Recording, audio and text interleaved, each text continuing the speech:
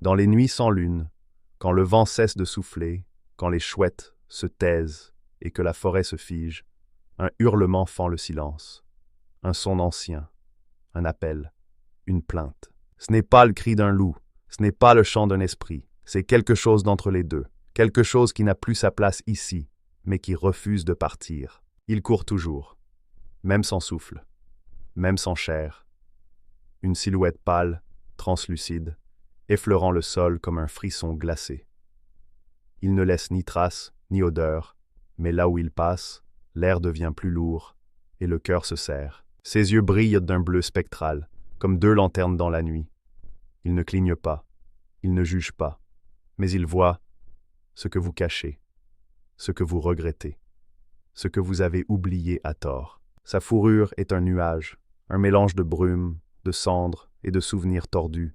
Elle change selon la lumière, parfois blanche comme la neige, parfois grise comme la cendre, parfois rouge comme la trahison. Certains disent qu'il fut un grand chef de meute, tombé dans l'oubli ou trahi par ses semblables.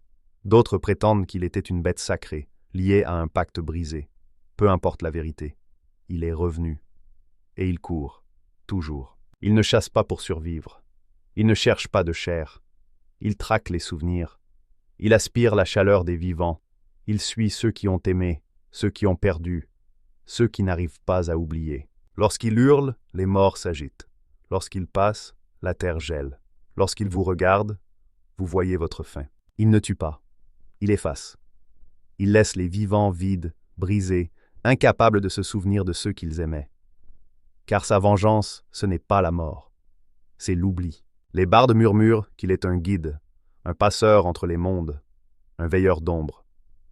Mais d'autres le craignent.